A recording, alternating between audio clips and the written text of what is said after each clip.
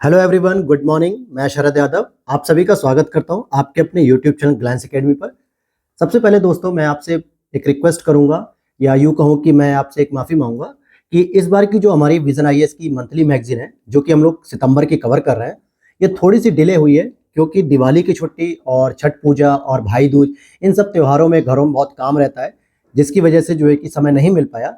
लेकिन इससे पहले आप देखेंगे कि मई, जून, जुलाई, अगस्त, इनकी मंथली मैगजीन को मैंने महीने के 10 दिन पहले ही कवर कर लिया है ताकि आप लोगों को रिवीजन का टाइम मिल सके। तो इस मैगजीन को भी रेगुलर क्लास करके मैं पूरी कोशिश करूंगा कि अगले 25 तारीख तक इसे कंप्लीट कर दूं, और साथ ही साथ जो नई मैगजीन आएगी आपकी अक्टूबर की, तो फिर हम उसे भी शुरू करेंगे। तो आगे बढ़ने से पहले एक छोटी सी रिक्वेस्ट, टेलीग्राम चैनल को ज्वाइन कर लीजिएगा, लिंक डिस्क्रिप्शन बॉक्स में, जहां पर इसकी पीडीएफ मिल जाएगी, क्योंकि आप लोग पूरी बात को नहीं सुन पाते हैं और फिर पूछते हैं कमेंट में कि सर इसकी पीडीएफ कहाँ मिलेगी। और चैनल पर पहली बार आया तो प्लीज सब्सक्राइब कर लेना ताकि इस प्रकार की अपडेट्स आपको मिलती रहें। तो चलिए शुरू करते हैं। आज हमारा जो सेक्शन होगा वो आज हम पढ़ेंगे इकोनॉमिक्स को, क्योंकि इससे पहले हमने पॉलिटी कवर कर ली है, इंटरनेशनल रिलेशन कवर कर लिया, और इकोनॉमिक्स में भी हमने 2 लेक्चर ऑलरेडी कंप्लीट कर लिए हैं, और ये हमारा आज 3rd लेक्चर रहेगा उसके अंतर्गत, जो कि आखिरी होगा इकोनॉमिक्स का। फिर इसके बाद हम security, environment, science and technology, सभी सेगमेंट को कवर करेंगे। तो चलिए शुरू करते हैं आज के लेक्चर को। तो आज हमारा जो टॉपिक शुरू होगा दोस्तों, आज उस टॉपिक का नाम है राष्ट्रीय लॉजिस्टिक नीति। लॉजिस्टिक के बारे में भी समझेंगे। बहुत बार ये इकोनॉमिक्स में शब्द आता रहता है, लेकिन बहुत सारे छात्रों को कंफ्यूजन रहता है कि लॉजिस्टिक क्या होता है, लॉजिस्टिक सपोर्ट सिस्टम क्या होता है, इसके बारे में समझेंगे। और इससे पहले की क्लासों में हमने क्रॉस बॉर्डर पेमेंट सिस्टम को पढ़ा, जीडीपी को पढ़ा, कृषि का डिजिटलीकरण पढ़ा और कॉर्पोरेट गवर्नेंस पढ़ा। इस तरीके के इंपॉर्टेंट टॉपिक को हमने डिस्कस किया है इससे पहले की क्लासेस में, तो आप लोग जरूर देख लीजिएगा उन सभी लेक्चर्स को, क्योंकि अलग से प्लेलिस्ट बना दी गई है विजन आईएएस सितंबर 2023 की करंट अफेयर्स के नाम से। तो शुरू करते हैं अपने टॉपिक को कि भारत की राष्ट्रीय लॉजिस्टिक नीति की शुरुआत का 1 वर्ष हो चुका है। इट मीन्स कि सितंबर 2022 में जो लॉजिस्टिक पॉलिसी को शुरू किया गया था, वो सितंबर 2023 में 1 साल कंप्लीट कर चुकी है। तो उस राष्ट्रीय लॉजिस्टिक नीति की रिव्यू करना था कि देखिए 1 साल में क्या क्या चुनौतियां आई, कहां तक इसने परफॉर्मेंस की, कितना इसमें बेनिफिट हुआ, सरकार ने जो इस नीति में जितना इन्वेस्टमेंट किया, पैसा लगाया, वो कहां तक हमें सफल करता है चीजों को लेके। तो उससे पहले हम देखेंगे कि भारत में लॉजिस्टिक के क्षेत्र कौन कौन से हैं, कहां कहां हम लॉजिस्टिक का प्रयोग करते हैं। तो देखिए, उत्पादन और उपभोग, इनका जो है कि प्रोडक्शन करना सामान का, उसका कंजम्पशन करना, भंडारण करना, मूल्य वर्धन करना, और इससे संबद्ध जितनी भी सेवाएं हैं और इनके बीच माल का परिवहन और प्रबंधन करना ही लॉजिस्टिक कहलाता है। तो कहने का मतलब ये हो गया कि खेत से लेकर फसल को जो है कि बीज या खेत से लेकर मनुष्य यानी उपभोक्ता तक पहुंचने के बीच में जितनी भी प्रक्रिया होती है, वो सभी की सभी लॉजिस्टिक के अंतर्गत आ जाती है। किसान ने खेत में खेती की, बीज बोया, फसल पैदा हुई, फसल को काटा, उसके बाद उसने स्टोरेज या भंडारण की सुविधाओं को यूज किया, फिर वहां से होलसेल मार्केट गया, रिटेल मार्केट गया। इस दौरान जो भी परिवहन का यूज किया गया, ट्रकों का यूज किया गया, उसके लिए सड़कों का जो अच्छा निर्माण होना चाहिए, इंफ्रास्ट्रक्चर अच्छा होना चाहिए, बिजली का प्रोडक्शन अच्छा होना चाहिए, क्योंकि कई जगह स्टोरेज में लाइट की जरूरत पड़ती है, बहुत जगह जगह पे। फिर रिटेल मार्केट में आने के बाद कस्टमर ने उसको खरीदा और उसका पेमेंट किया। तो खेत से लेकर कस्टमर तक पहुंचने की सारी सुविधा के बीच में जो भी प्रक्रिया होती है, वो सभी कुछ क्या हो जाती है, लॉजिस्टिक में आती है। अब इंफ्रास्ट्रक्चर की बात करेंगे कि लॉजिस्टिक इंफ्रास्ट्रक्चर या लॉजिस्टिक का सपोर्ट सिस्टम क्या होता है, कि जिसके बिना हमारा लॉजिस्टिक सिस्टम काम नहीं करेगा। इट मीन्स कि उसको कंफर्टेबल बनाना, प्रोडक्शन को जो है कि सही तरीके से सही जगह पहुंचाना, जिसके लिए सड़क का होना बहुत जरूरी है। अब जैसे एक राज्य से दूसरे राज्य में हम किसी प्रोडक्शन को भेज रहे हैं, तो उसके लिए रेलवे की व्यवस्था अच्छी होनी चाहिए। अगर हम समुद्र का रास्ता प्रयोग कर रहे हैं, मान लीजिए पश्चिम बंगाल से हमें कोई प्रोडक्शन लेकर तमिलनाडु भेजना है, या तमिलनाडु से हमें कोई प्रोडक्शन लेके महाराष्ट्र भेजना है, तो हम सड़क और रेलवे की जगह सबसे सस्ता मार्ग यूज करेंगे, वो है शिपिंग का, बंदरगाह का, पोर्ट है, तो उसका भी अच्छे से विकास होना चाहिए।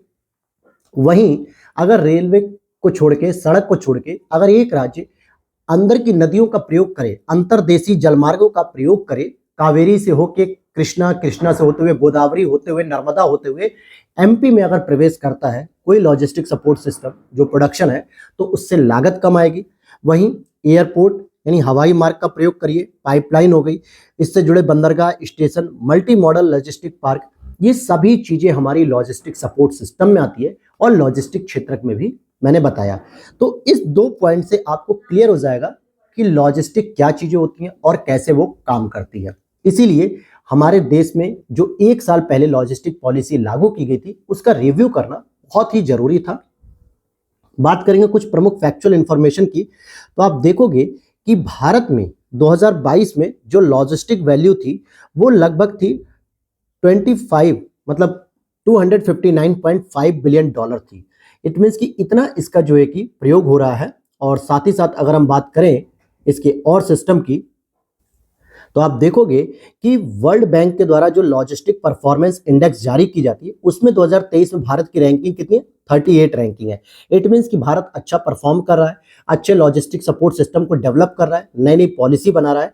और ध्यान देना ये प्रीलिम्स से भी इंपॉर्टेंट है, प्रीलिम्स के लिए भी, कि लॉजिस्टिक परफॉर्मेंस इंडेक्स में भारत की रैंकिंग कितनी है और कौन सी संस्था इसको जारी करती है।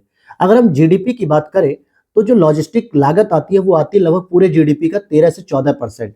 तो भारत सरकार ने इस न्यू लॉजिस्टिक पॉलिसी के माध्यम से इस लागत को भी कम करने का प्रयास किया है, ताकि हमारा परिवहन अच्छा हो, इंफ्रास्ट्रक्चर अच्छा हो, डेवलप हो सके और साथ ही साथ उसकी कीमत लागत कम हो सके। बात करते हैं न्यू लॉजिस्टिक पॉलिसी के बारे में, तो इसे सितंबर 2022 में जारी किया गया था, जिसका उद्देश्य था कि वस्तुओं की निर्बाध आवाजाही। अब निर्बाध का मतलब होता है कि बाधा क्या थी, जैसे सड़क परिवहन अच्छा नहीं था, रेलवे की किराए बहुत अधिक थे, रेलवे इंफ्रास्ट्रक्चर अच्छा नहीं था, बहुत पहाड़ी क्षेत्रों में या दुर्गम क्षेत्रों में सड़क और रेलवे दोनों का ही प्रयोग नहीं कर पा रहे थे। जैसे नॉर्थ ईस्ट को देखिए, हिमाचल प्रदेश को देखिए, जम्मू कश्मीर, लद्दाख, ऐसे क्षेत्रों में, या रेगिस्तान में देख लीजिए राजस्थान में, ऐसे क्षेत्रों में हम अपने प्रोडक्शन को या गुड्स को पहुंचा नहीं पा रहे थे। तो उसमें क्या क्या रिफॉर्म किया गया, उसमें क्या सुधार किया जाएगा, इस पे फोकस है। साथ ही साथ घरेलू और वैश्विक बाजारों में भारतीय वस्तुओं की प्रतिस्पर्धा में सुधार करना, कि घरेलू प्रोडक्शन के साथ साथ हम ग्लोबल लेवल पर दूसरे देशों के साथ कितना कॉम्पीट कर पा रहे हैं, लॉजिस्टिक लेवल पर अपने गुड्स को कितना आसानी से पहुंचा पा रहे हैं, जिसके लिए हम बंदरगाहों का प्रयोग कर रहे हैं, मल्टी मॉडल ट्रांजिट रूट का प्रयोग कर रहे हैं। जैसे पश्चिम बंगाल से बांग्लादेश होते हुए नॉर्थ ईस्ट में जा रहे हैं, और नॉर्थ ईस्ट से हम मल्टी मॉडल, जो आईएमटी पढ़ा था हमने म्यांमार वगैरह वाला, इसको कनेक्ट करते हुए, थाईलैंड को कनेक्ट करते हुए कालादान मल्टी मॉडल का प्रयोग करके म्यांमार, या फिर चाबहार पोर्ट का प्रयोग करके ईरान होते हुए, मध्य एशिया होते हुए आप अफगानिस्तान जा सकते हो, महाराष्ट्र के पोर्ट से होते हुए। तो इन सभी चीजों में हमें ये देखना है कि इन पहलुओं पर कहां कहां हम विकास कर पा रहे हैं। इसका विजन क्या है? तो इसका विजन ये है दोस्तों कि एकीकृत, निर्बाध, दक्ष, विश्वसनीय, हरित, संधारणी और लागत प्रभावी लॉजिस्टिक नेटवर्क को डेवलप करना है। अब एकीकृत का मतलब क्या हुआ कि हम सड़क को रेलवे से, रेलवे को बंदरगाह से, बंदरगाह को शिपिंग मैनेजमेंट से, सभी से एकीकृत करते हुए जोड़ लें। अब जैसे मान लीजिए कोई गांव का व्यक्ति है, अपनी फसल को सड़क के प्रयोग से ही तो मार्केट तक लाएगा, रेलवे तो यूज नहीं करेगा। तो सड़क अच्छी होगी तो उससे उसका तेल का किराया कम होगा, गड्ढे से मुक्त अगर सड़क होगी तो अच्छा बैकअप देगी उसकी गाड़ी, अच्छा परफॉर्म करेगी, तो कम समय में, कम ईंधन में सही जगह पहुंचेगा। फिर वहां से रेलवे का यूज करके, स्टेशन का प्रयोग करके, लॉजिस्टिक का प्रयोग करके वो रेलवे से बंदरगाह तक पहुंचा देगा, और बंदरगाह से जो है कि शिपिंग मैनेजमेंट को देखते हुए हम दूसरे देश में भेज सकेंगे अपने सामान को। तो ये एकीकृत होनी चाहिए लॉजिस्टिक, निर्बाध, और साथ ही साथ ग्रेनरी के साथ होनी चाहिए, यानी कि हरित और सस्टेनेबल होनी चाहिए। और सबसे इंपॉर्टेंट चीज है कि लागत प्रभावी होनी चाहिए। जो 13 से 14% जो हमारी जीडीपी लग रही है उसको कम करो, यानी इसमें जो फालतू खर्चा आ रहा है उसको कम किया जा सके। इसके कुछ लक्ष्य भी हैं कि 2030 तक हम वैश्विक मानक के अनुरूप अपने लॉजिस्टिक सिस्टम को, सपोर्ट सिस्टम को जो है कि डेवलप कर सके, क्योंकि वर्तमान में 38वीं रैंकिंग आ रही है अभी हमारी। इसको घटाते हुए हम लोग लगभग 25 के नीचे आना चाहेंगे अगले 5 साल में। वहीं रैंकिंग में सुधार करना है। यहाँ देखिए लिखा है 2030 तक कि 25 देशों में हमें शामिल होना है, और डेटा आधारित निर्णय समर्थन प्रणाली का विकास भी किया जा सके। तो ये न्यू लॉजिस्टिक पॉलिसी के हमारे जो टारगेट्स हैं उनको अचीव करना है, और इसको अचीव करने के लिए ही एनएलपी के लक्ष्यों को प्राप्त करने के लिए एक व्यापक लॉजिस्टिक एक्शन प्लान, जिसको क्लैप कहा जा रहा है, यानी कि कंप्रिहेंसिव लॉजिस्टिक एक्शन प्लान शुरू किया गया है, और जिसमें अलग अलग क्षेत्रों में जो प्रॉब्लम्स आ रही हैं, जो भी चीजें, उनके लिए उपाय सोचे जा रहे हैं, उनके लिए उपाय निर्धारित किए जा रहे हैं। अब जैसे मान लीजिए एकीकृत डिजिटल लॉजिस्टिक पॉलिसी, तो अगर हम लॉजिस्टिक सपोर्ट सिस्टम को डिजिटली जो है कि कनेक्ट कर देंगे, इंटीग्रेटेड कर देंगे, तो बहुत सारी चीजें एक ही जगह बैठ के लोग सारी चीजों के बारे में जानकारी ले लेंगे। वहीं मानकीकरण करेंगे उनका, और लॉजिस्टिक मानव संसाधन विकास और क्षमता निर्माण, जो हमारे श्रमिक लगे होते हैं लॉजिस्टिक सपोर्ट सिस्टम में, चाहे वो ड्राइवर हो, चाहे वो कूली हो, चाहे वो मजदूर हो, या सामान उतारने वाले हो, सामान चढ़ाने वाले हो, इन सभी को हम क्या करेंगे, मानव संसाधन को क्या करेंगे, थोड़ा सा स्किल्ड करेंगे। इट मीन्स कि टेक्नोलॉजी के साथ इनको यूज टू करेंगे और इनको ट्रेनिंग दी जाएगी कि कम समय में हम टेक्नोलॉजी का प्रयोग करके अधिक से अधिक सामान को उतार सके, चढ़ा सकें। आप अक्सर रील्स में देखते होंगे जापान, कोरिया वगैरह में एक छोटा सा व्यापारी या एक छोटा सा श्रमिक मशीन का प्रयोग करके बहुत जल्दी जल्दी सारे सामान को उतार लेता है, बहुत जल्दी जल्दी सारे सामान को लोड कर देता है, तो समय कम लगता है, जिससे समय से ट्रक अपना निकल गया बाहर और शिपिंग तक पहुंच गया। तो ये बहुत फैक्टर होता है। इसमें स्टेट की भागीदारी भी तय की जाएगी, क्योंकि कहीं ना कहीं हम एक राज्य से दूसरे राज्यों में ही तो सामान को बेच रहे हैं, मंगा रहे हैं, पोर्ट पर ले जा रहे हैं, तो राज्यों का कोऑर्डिनेशन होना बहुत जरूरी है। एग्जिम अर्थात निर्यात आयात के लिए लॉजिस्टिक सपोर्ट सिस्टम जो चाहिए उसको सही किया जाएगा।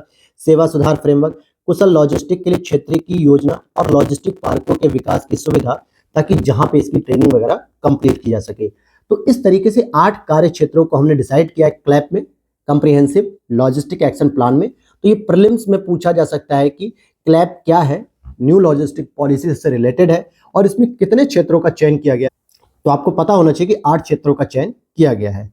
तो अब जरा हम बात कर लेते हैं इसकी रिपोर्ट पर कि अभी तक जो पिछले 1 वर्ष में प्रगति हुई, तो क्या प्रगति हुई कि हमने ULIP unified logistic interface platform का प्रयोग किया। इट मीन्स कि डिजिटलीकरण की ओर आगे बढ़ रहे हैं और GST डेटा सहित लॉजिस्टिक संबंधित 34 डिजिटल सिस्टम को इसमें एकीकृत कर लिया गया। 34 यानी अब उसमें सड़क, रेलवे, पोर्ट, पत्तन या आपका जो है कि वायुयान, जितनी भी चीजें आती होंगी वो सभी चीजें हमने इसमें एकीकृत कर ली है।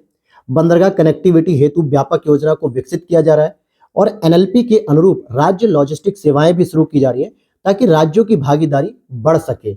और ease of logistic service portal भी शुरू किया गया, जिससे व्यापार करना लॉजिस्टिक सिस्टम के माध्यम से कितना आसान हो पाया है, जो ease of doing business ranking सुधारेगा और साथ ही साथ लॉजिस्टिक रैंकिंग भी सुधारेगा हमारी, जो कि 38वीं जो रैंकिंग है वो और इंप्रूव होगी। और प्रगति की बात करें तो अब तक उद्योग जगत से ULIP पर 614 से अधिक भागीदार कनेक्ट हो चुके हैं। वहीं सड़क परिवहन और राजमार्ग मंत्रालय की 60 और रेल मंत्रालय की 47 परियोजनाओं को मंजूरी दे दी गई है कि सड़क से सिस्टम जो जोड़ना है लॉजिस्टिक का, रेलवे से जो जोड़ना है उसको कनेक्ट किया जाए। और 22 राज्यों ने अपना सहयोग दिखाते हुए लॉजिस्टिक नीतियों को अधिसूचित कर लिया है, ताकि स्टेट की इंटीग्रिटी बनी रहे और स्टेट एक दूसरे के साथ कोऑर्डिनेशन करें बेहतर तरीके से। और लगभग 29 व्यावसायिक संघों, यानी कि जो फिक्की हो गया, एसोचैम हो गया, इस तरीके के जो बड़े बड़े व्यापारिक संघ हैं वो भी इससे संबद्ध हो चुके हैं। तो ये अच्छी प्रोग्रेस है पिछले 1 साल में अगर हम देखें तो।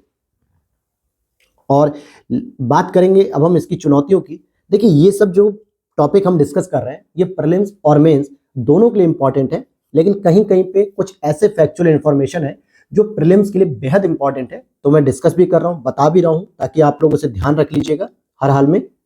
अब यहां पर हम बात करेंगे NLP से जुड़ी हुई कुछ चुनौतियां, जैसे देश में एकीकृत डिजिटल लॉजिस्टिक प्रणालियों का अभी भी अभाव है। क्या है? अभी भी अभाव है। तो यहां पर यह अभाव देखने को मिलता है।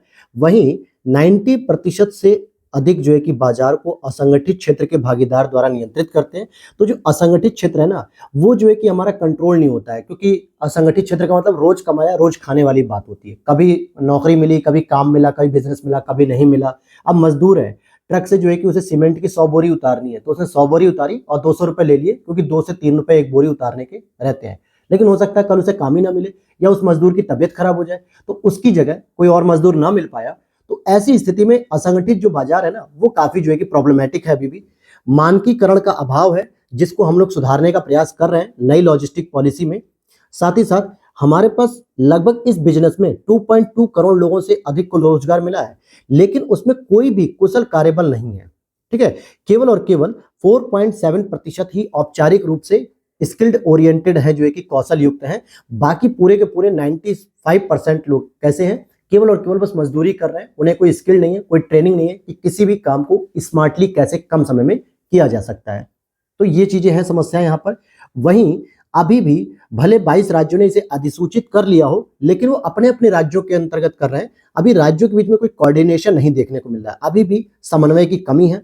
और कई सारे ट्रांसपोर्टर्स जो है डिजिटल प्रौद्योगिकी के अपनाने से झिझक रहे हैं। अब जैसे अगर आप बात करोगे फास्टैग, ठीक है, फास्टैग क्या होता है? हर गाड़ी पे होता है, जहां पे हमें टोल देना होता है वो ऑटोमेटिक आपका वहां से कट जाएगा फास्टैग को स्कैन करके, जो आपके फ्रंट शीशे पे लगा होता है। जिससे क्या होगा कि पीछे जो गाड़ियां खड़ी रहती थी, पहले जाम लगता था, कैश देता था आदमी, फिर कैश रिटर्न लेता था, फिर स्कैन करता था, उसमें 2 मिनट का समय लग जाता था। अब क्या है, मुश्किल से 35 से 30 सेकंड लगता है और आपकी गाड़ी फ्री हो जाती है। तो हमारे पास प्रतिदिन एक गाड़ी पे अगर 1.5 मिनट बच रहा है और एक टोल को अगर 24 घंटे काम कर रहा है, तो आप आइडिया लगा सकते हो कि 1.5 मिनट हमें एक गाड़ी पर बच रहा है। अगर उसने 100 गाड़ियां क्रॉस कर दी तो लगभग मान के चलो 150 मिनट बच गए। 150 मिनट बचे कि नहीं बचे? तो बहुत समय बचता है ये सारी चीजें। लेकिन बहुत सारे ट्रांसपोर्टर्स क्या है, नई नई डिजिटल जो प्रौद्योगिकी है उसको अपनाने से झिझक रहे हैं। तो इसे भी हमें सुधार करना पड़ेगा, जिसके लिए हम आगे की राह में यही कर सकते हैं कि इन कमियों का व्यापक मूल्यांकन करके इसके लिए एक बेहतर रोड मैप तैयार करें, ताकि जो भी समस्याएं उसको दूर कर सकें। और भारत की निर्यात आयात कनेक्टिविटी जो एग्जिम है, इसकी अवसंरचना और प्रोसेस संबंधी कमियों को दूर किया जाए कि इंफ्रास्ट्रक्चर कहाँ पे कम है, बंदरगाह तक, तटीय क्षेत्रों तक कैसे पहुंचा जाए, ताकि दूसरे देशों से जो सामान बेचना है, भेजना है, या वो आप आना है, आयात या निर्यात करना है, तो वहां पे सिस्टम जो है कि मजबूत रहे। आप देखोगे कई सारी मूवीज में आप देखोगे तो कई सारे हमारे कार्गो सिस्टम ऐसे जहां पे ओवर क्राउडेड हो जाता है। कई सारे देशों से अचानक से सारे के सारे ट्रांसपोर्ट आ रहे हैं, सामान लेके भारत में आयात हो रहा है। अब वहां उतारने की जगह नहीं है, बैंकर ही नहीं है वहां पे, कंटेनर खाली ही नहीं है, तो बहुत सारी प्रॉब्लम्स आती है। आप देखोगे एक मूवी आई थी, मतलब वेब सीरीज आप देखोगे आर्या, सुष्मिता सेन की, 3rd वाले एपिसोड में देखो कंटेनर को कैसे एंट्री करा रहे हैं, कैसे आउट करा रहे हैं, वहां पे कितना भीड़ है। ये सारी चीजें आप मैक्सिमम साउथ की मूवीज में आप देख सकते हो, क्योंकि साउथ की मूवीज में ही कंटेनर वगैरह या पोर्ट सिस्टम दिखाया जाता है। तो ये सब प्रॉब्लम्स भी आती हैं। और बाधाओं को कम करने, उनका मानकीकरण, औपचारिकरण, इंटर ऑपरेबिलिटी, इन सभी चीजों में सुधार करते हुए हमें विनियामकी व्यवस्था को रेगुलेट करना होगा। साथ ही साथ कुशल लॉजिस्टिक क्षेत्र हेतु विशेष योजनाएं विकसित करनी पड़ेंगी और राज्यों को और अधिक से अधिक भागीदारी को सुनिश्चित कराना होगा। और इसके लिए हमें उनसे बात करनी पड़ेगी, उनकी समस्याओं पर ध्यान देना पड़ेगा कि आपस में कोई दो राज्य अगर समझौता नहीं कर रहे हैं, सहयोग नहीं कर रहे हैं, तो क्यों नहीं कर रहे हैं। इसके लिए हम संवैधानिक संस्थाओं का प्रयोग कर सकते हैं, अंतर्राज्यीय परिषद जो कि आर्टिकल 263 है उसका प्रयोग कर सकते हैं, संविधानेतर संस्था, नीति आयोग का प्रयोग कर सकते हैं, जिसमें सभी राज्यों के मुख्यमंत्री, राज्यपाल, प्रशासनिक अधिकारी बैठते हैं। तो यहाँ पर बात कर सकते हैं, इन प्लेटफॉर्म का यूज कर सकते हैं, ताकि हम लॉजिस्टिक सपोर्ट सिस्टम को बेहतर कर सकें। और इसी के बाद अगर हम देखें तो यहाँ पर राज्यों की कुछ भूमिका भी है, जिस पर यहाँ पर हमें नजर जरूर डालनी चाहिए कि राज्यों में लॉजिस्टिक के विकास के लिए एक समर्पित एजेंसी का गठन करने, ये ध्यान देना कि राज्यों की भूमिका कर सकते हैं। वहीं स्थानीय लॉजिस्टिक अवसंरचना संबंधी आवश्यकताओं की पहचान की जा सके। अब जैसे स्थानीय स्तर पे क्या है कि आप थोड़ा सा बैकवर्ड एरिया में जाइए, जैसे बलरामपुर हो गया, गोंडा हो गया, बहराइच हो गया, पीलीभीत हो गया, यहाँ पे रोडों की कनेक्टिविटी बहुत खराब है, सड़कों की कनेक्टिविटी है ही नहीं दोस्तों। लेकिन आप वहीं नॉर्थ यूपी में जाइए, पश्चिमी यूपी में, या मुजफ्फरनगर देखिए, सहारनपुर, शामली, बागपत, गाजियाबाद, मेरठ, बुलंदशहर, यहाँ पे रोडों की कनेक्टिविटी बहुत अच्छी है, सड़कों की। तो इन सभी समस्याओं को हमें देखना पड़ेगा, स्थानीय लॉजिस्टिक प्रॉब्लम्स क्या है, और गुणवत्तापूर्ण भंडारण सुविधा का विकास हमें करना पड़ेगा। वहीं उद्योगों को हम लॉजिस्टिक विकास के लिए सब्सिडी भी दे सकते हैं, प्रोत्साहन प्रदान करें, जिसको हम लोग PLI जो योजना चली थी प्रोत्साहन देने के लिए, प्रोडक्शन लिंक्ड इंसेंटिव, तो उद्योगों को हम लॉजिस्टिक सपोर्ट सिस्टम में सब्सिडी दे सकते हैं। विभिन्न राज्यों के मास्टर प्लान से डेटा कलेक्ट कर सकते हैं और क्षेत्र आधारित विकास को बढ़ावा दे सकते हैं। इन सभी चीजों को हमें करना चाहिए राज्यों के साथ सहयोग करके। तो ये था आपका एक टॉपिक इंपॉर्टेंट। और अब हम चलते हैं अंतर्देशीय जलमार्ग, जो कि हमारा अगला नेक्स्ट टॉपिक है। आप में से कई लोगों ने मुझे कमेंट किया कि सर आप बहुत तेजी से पढ़ाते हैं, बहुत जल्दी जल्दी पढ़ाते हैं। तो मेरे प्यारे भाई, मैं बहुत जल्दी तो नहीं पढ़ाता हूँ, लेकिन हाँ थोड़ा बहुत स्पीड हो सकता है। लेकिन अगर आप लोग उसे कॉन्सेंट्रेट करके सुन रहे हैं, बहुत ध्यानपूर्वक सुन रहे हैं, तो पूरी चीजें समझ में आएंगी। इतना भी तेज नहीं पढ़ाता हूँ, क्योंकि अगर ज्यादा स्लो पढ़ाऊंगा तो टॉपिक आपके कवर नहीं होंगे। फिर विजन की मंथली मैगजीन, जो कि अपने आप में बहुत ही एक जटिल मैगजीन कहलाती है, जिसको पढ़ पाना थोड़ा मुश्किल होता है, मुझे भी मुश्किल हो जाता है, ऐसा नहीं कि केवल आपको, मुझे भी होता है कभी कभी। मैं उसमें समय लेता हूँ, समझता हूँ, टॉपिक को एनालिसिस करता हूँ, ताकि आसान बना सकूँ आप सभी के लिए। तो मुझे भी थोड़ा टफ हो जाता है। तो अगर हम इस तरीके से चलेंगे बहुत स्लो स्लो तो शायद एक मैगजीन को हम 1 महीने के अंदर खत्म भी ना कर पाए। तो थोड़ी स्पीड रखता हूँ, लेकिन मुझे भरोसा है कि अगर आप लोग बहुत ध्यानपूर्वक सुन रहे होंगे एक बंद कमरे में बैठ के जहाँ भी तैयारी कर रहे हो, तब जो है कि आपको पूरी चीजें बहुत अच्छे समझ में आएंगी और टॉपिक बहुत आसान हो जाएगा। तो अंतर्देशीय जलमार्ग को अगर हम देखते हैं तो यहाँ पर हमें समझना चाहिए कि अंतर्देशीय जलमार्ग क्या होते हैं, इसको भी हमें जानना है। देखिए, परिवहन पर्यटन संस्कृति पर संसदीय एक समिति थी, स्थायी समिति, जिसने मौजूदा और नए राष्ट्रीय अंतर्देशीय जलमार्गों के विकास और विस्तार पर एक रिपोर्ट जारी की। तो नए राष्ट्रीय कितने होंगे उस पर हम देखेंगे, और मौजूदा कितने जो 6 चल रहे हैं उस पर हम बात करेंगे, जो 6 अंतर्देशीय। अगर मैं बात करूं अंतर्देशीय जलमार्ग की, तो अंतर्देशीय जो जलमार्ग होते हैं दोस्तों, वो अपने देशों के अंदर ही, मतलब भारत के अंदर जितनी भी नदियां हैं और जो अलग अलग राज्यों में बह रही हैं, उनको इंटरकनेक्टेड करके, इंटरलिंकिंग करके हम उसका प्रयोग करें और एक राज्य से दूसरे राज्य में हम सामान को भेज सकें। जैसे अगर आपने सुना होगा या पढ़ा भी होगा, नेशनल वाटरवेज 1, ये कहां से कहां जाता है दोस्तों? तो ये आपका जाता है इलाहाबाद से हल्दिया तक। हल्दिया मतलब पश्चिम बंगाल। तो इलाहाबाद में भला कौन सी नदी बह रही है? या तो यमुना मिलेगी या तो गंगा, लेकिन हमें पश्चिम बंगाल की ओर जाना है, वेस्ट बंगाल की तरफ, तो हम गंगा का ही तो प्रयोग करेंगे। अब गंगा नदी का प्रयोग करके हम यहाँ से उत्तर प्रदेश से, बिहार से, झारखंड से होते हुए पश्चिम बंगाल में अपना सामान भेज सकते हैं। अभी हमने गंगा विलास क्रूज को पढ़ा था, एमवी गंगा विलास क्रूज को पढ़ा होगा, करंट अफेयर्स में था, जो वाराणसी से छोड़ा गया और कहाँ गया? असम तक गया था। तो इस बीच हम गंगा नदी और ब्रह्मपुत्रा नदी के बीच में व्यापार को बढ़ा सकते हैं, तो इनका प्रयोग किया जा सकता है। तो यही अंतर्देशीय जलमार्ग होते हैं। अगर हम बात करें IWT, अंतर्देशीय जल परिवहन, इट मीन्स की इंटर वाटर ट्रांसपोर्ट जो होता है, ईंधन की कम खपत होती है, पर्यावरण के अनुकूल होता है और लागत प्रभावी होती है। क्योंकि अगर मैं आपको 4 ऑप्शन दूं, सड़क, रेलवे, हवाई यातायात या फिर जल मार्ग, तो इनमें सबसे सस्ता वाहन कौन सा है? तो आप कहोगे जल मार्ग, क्योंकि इसका किराया कम होता है, इसमें कोई बैरियर नहीं है, आप आराम से इसमें सामान लोड करिए या आप इसमें खुद घूमने भी जा सकते हो। तो ये सबसे सस्ता साधन होता है, तो इसीलिए ये लागत प्रभावी भी कहा जाता है। इसमें अगर हम देखें कि भारत के अंतर्गत जो जलमार्ग की लंबाई है 14,500 किलोमीटर, इसमें नदियां भी आ रही हैं, नहरें भी आ रही हैं, बैक वाटर भी आता है, क्रीक भी आता है। इस तरीके के हमारे भारत के अंदर, हम समुद्री तटीय बात नहीं कर रहे हैं, क्योंकि वो फिर आपका अंतर्देशीय नहीं होगा, वो आपका बंदरगाह या हमारे तटीय क्षेत्र कहलाएंगे। जबकि अंतर्देशीय का मतलब होता है कि जो देश के अंदर विभिन्न राज्यों से होते हुए जाए। नदियां, नहरें, बैक वाटर, ये सब तो हमारे देश के अंदर ही होता है। नदियां, नहरें कभी समुद्र तट के किनारे तो होते नहीं है।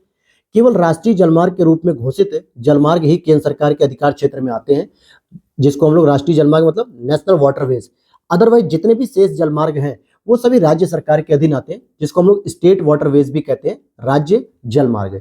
तो केवल राष्ट्रीय जलमार्गों को जो घोषित कर दिया जाता है, अब जैसे प्रयागराज से हल्दिया तक जाने वाले नेशनल वाटरवेज 1 को क्या कहेंगे कि ये तो सेंट्रल जो है कि रहेगा, मतलब इसको केंद्र सरकार ऑपरेट करेगी। तो अब बात करते हैं कि जरा महत्व की बात करें, अंतर्देशीय जल परिवहन का क्या महत्व है, क्यों सरकार इसको प्रभावी करना चाह रही है, क्यों सरकार इस पर और फोकस कर रही है? तो पहली चीज, लागत का कम होना। मैंने अभी बताया कि रेल और सड़कों की तुलना में हमें इसे विकसित करने में भी लागत कम लगती है। अब बताइए, पानी में आपको कहाँ पुल बनाना है? पानी में तो बस स्टीमर उतार दीजिए, जहाज उतार दीजिए, पानी वाला सामान अपना लेके जा रहा है कार्गो। तो पानी में तो कोई पुल नहीं बनाना, कोई सड़क नहीं बनानी, कोई रेल की पटरी नहीं बिछानी, तो इस वजह से भी लागत कम है। साथ ही साथ लॉजिस्टिक लागत भी इससे कम हो जाती है और इसका किराया जो होता है, भाड़ा होता है, वो बहुत कम होता है। वही पर्यावरण के अनुकूल होता है।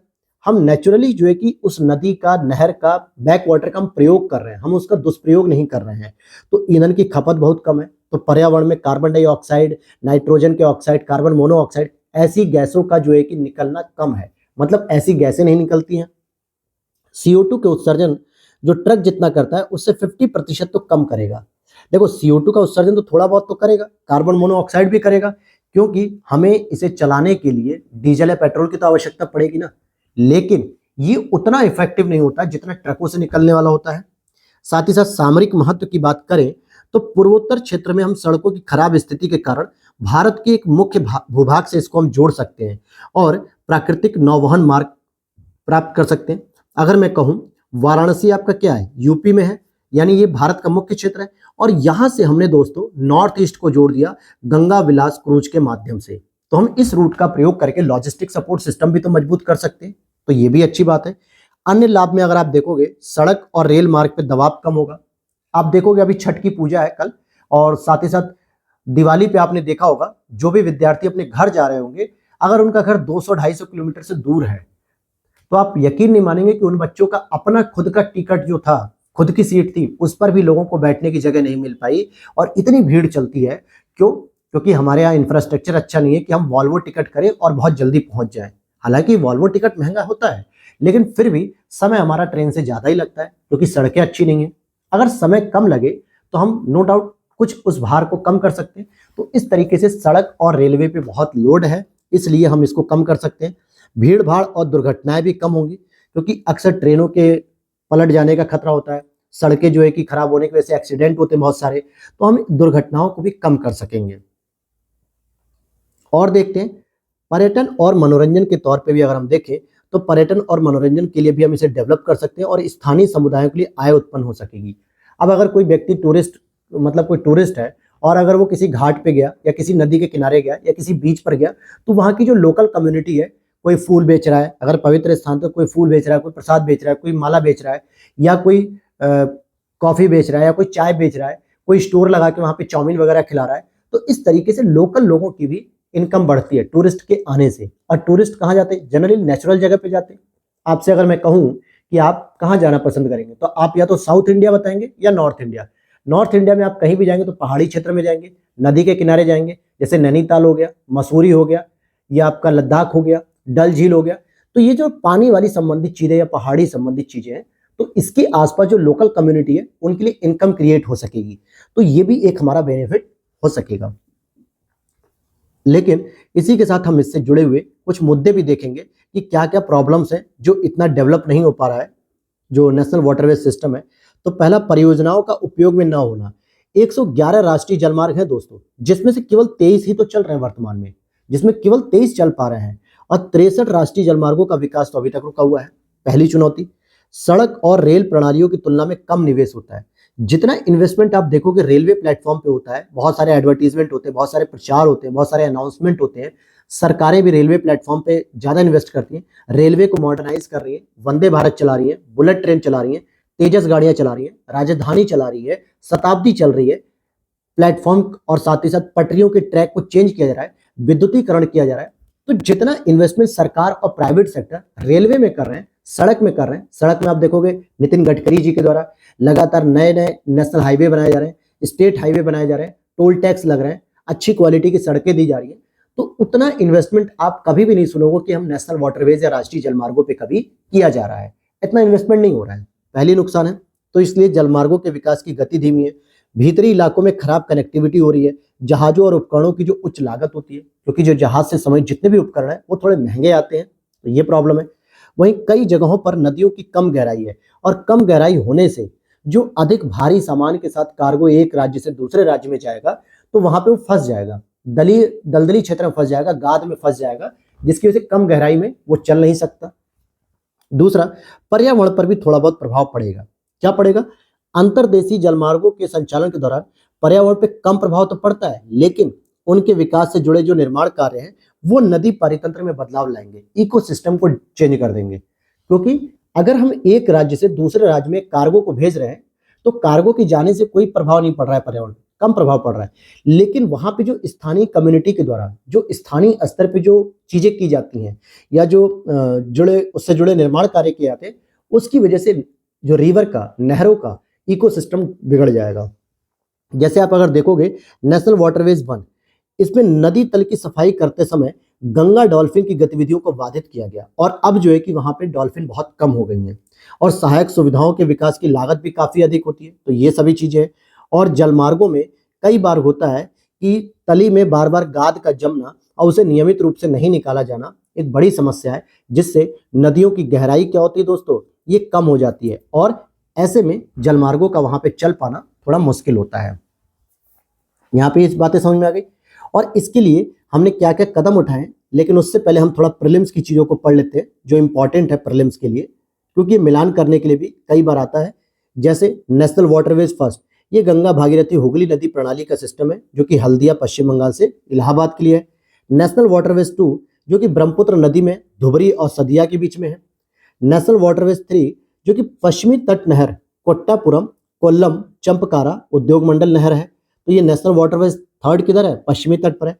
नेशनल वाटरवेज 4 किधर है? ये कृष्णा नदी पर है, विजयवाड़ा मुख्यालय के लिए। और नेशनल वाटरवेज 5 मंगलागढ़ी से पंकोपाल होते हुए धामरा पराडियो तक। तो ये आपको थोड़ा बहुत पता होना चाहिए। स्पेशली इसमें मैं अगर कहूँ तो आपको नेशनल वाटरवेज फर्स्ट, सेकेंड और थर्ड ये 3 जरूर पता होने चाहिए, क्योंकि इसके पता होने से आपके बाकी मिलान सही हो जाएंगे। तो यहाँ पर हम कुछ सरकारों के द्वारा कुछ प्रयोग भी किए जा रहे हैं, प्रयास किए जा रहे हैं कि राष्ट्रीय जलमार्गों का विकास किया जा सके, और जिसके लिए हमने राष्ट्रीय जलमार्ग अधिनियम 2016 को अधिसूचित किया और बहुत सारे नेशनल वाटरवेज घोषित किए गए। दूसरा, जलमार्ग विकास परियोजना शुरू की गई, जिसको वर्ल्ड बैंक से तकनीकी सहयोग मिल रहा है और निवेश भी मिल रहा है। यानी वर्ल्ड बैंक क्या कर रहा है? इसमें निवेश भी दे रहा है और टेक्नोलॉजी भी दे रहा है। तीसरा, लेवी और शुल्क के संग्रहणों में संशोधन किया गया। शुरू के 3 वर्ष की अवधि में जलमार्ग का अगर कोई भी उपयोग कर रहा है तो उसके शुल्क को माफ कर दिया जाएगा। कोई बड़ी बड़ी कंपनी है, अगर वो कहती है कि ठीक हम जलमार्ग का प्रयोग करेंगे, तो शुरू के 3 साल तक उनके लिए कोई भी टैक्स या कोई भी शुल्क नहीं लिया जाएगा। कारोबार में सुगमता के लिए डिजिटल समाधानों को अपनाया जा रहा है, जैसे कार्डी, पैनी, इन सभी चीजों को। और IWT मोड का उपयोग किया जा रहा है। इसको करके दक्षिण एशिया में क्षेत्रीय व्यापार को बढ़ावा दिया जाएगा। मैरीटाइम इंडिया विजन 2030 के तहत हम IWT को जो है कि फोकस क्षेत्रों की ओर बढ़ा रहे हैं। और ब्लू इकोनॉमी विजन जो 2047 तक IWT का बहुत महत्व है, जिसमें हमने बांग्लादेश, नेपाल, म्यांमार, भूटान इन सभी के साथ जलमार्गों का प्रयोग करते हुए क्षेत्रीय कनेक्टिविटी को हम बढ़ावा दे रहे हैं। अब बांग्लादेश में हमें जलमार्ग प्रयोग कर सकते हैं, भूटान में कर सकते हैं, म्यांमार में कर सकते हैं। तो इससे हमारा ब्लू इकोनॉमी विजन जो 2047 है वो भी हमारा अचीव हो रहा है। अब विश्व के सबसे लंबे नदी कूच MV गंगा विलास की शुरुआत की जा चुकी है, जो बनारस से आसाम तक जाता है। तो हम इस तरीके के और भी क्रूज हम शुरू कर सकते हैं। तो अब हम देखते हैं आगे पॉइंट में कि आगे की राह में हम और क्या क्या कर सकते हैं दोस्तों। इसके लिए तो सबसे पहले आपको करना पड़ेगा कि इन्हें एक तो वित्तीय प्रोत्साहन दीजिए, उद्योगों को अपने वस्तुओं परिवहन के लिए अंतर्देशीय जलमार्ग पे सब्सिडी हमें देनी चाहिए। सार्वजनिक निजी भागीदारी सुनिश्चित करो, पब्लिक प्राइवेट पार्टनरशिप करो, क्योंकि इसमें अवसंरचनात्मक विकास हेतु एक उच्च लेवल का यानी हाई लेवल का इन्वेस्टमेंट चाहिए होता है, जो कि न तो पूरी तरीके से गवर्नमेंट सेक्टर कर सकता है, न प्राइवेट सेक्टर कर सकता है पूरी तरीके से। तो इसमें सहयोग प्राप्त करना बहुत जरूरी है पब्लिक प्राइवेट पार्टनरशिप के तरीके से। जलमार्ग कनेक्टिविटी की बात करें तो जलमार्ग कनेक्टिविटी जिसमें रेल, सड़क, बंदरगाहों के सभी अंतर्देशीय जलमार्गों को आपस में एकीकृत कीजिए। पर्यावरण का भी ध्यान रखिए कि समुद्री और जलीय जीवों पर कोई भी खतरा ना आ सके। अंतर्राष्ट्रीय सहयोग को बढ़ावा दीजिए, यानी क्षेत्रीय व्यापार और कनेक्टिविटी को सुविधाजनक बनाइए। पड़ोसी देशों के साथ सहयोग करिए और रिवर क्रूज जैसे वाहनों को बढ़ावा दीजिए, जैसे MV गंगा विलास जैसे थे। तो इनको प्रोत्साहित करने से काफी कुछ यहाँ पर सुधार किया जा सकेगा। यहाँ तक की बातें समझ में आ गई। तो अब हम चलते हैं अपनी आखिरी योजना पे, फिर इसके बाद हम कुछ इंपॉर्टेंट शॉर्ट टॉपिक पढ़ लेंगे। तो अभी आपने सुना होगा 17 सितंबर को विश्वकर्मा पूजा पर विश्वकर्मा योजना शुरू की गई प्रधानमंत्री नरेंद्र मोदी जी के द्वारा। तो इस पर हम चर्चा करेंगे। तो यहां आप देखोगे कि प्रधानमंत्री नरेंद्र मोदी ने 17 सितंबर को विश्वकर्मा जयंती पर जो पारंपरिक कारीगर हैं और शिल्पकार हैं उनके लिए PM विश्वकर्मा योजना शुरू की गई। यहाँ ध्यान देने वाली बात है कि जो पारंपरिक हो गए, नए नए नहीं। पारंपरिक में क्या आता है हमारा, बढ़ई व्यक्ति क्या करता था, कहीं ना कहीं चौकी वगैरह काम करता था, मेज का काम करता था, कारपेंटर का काम करता था, लोहार व्यक्ति, सुनार व्यक्ति।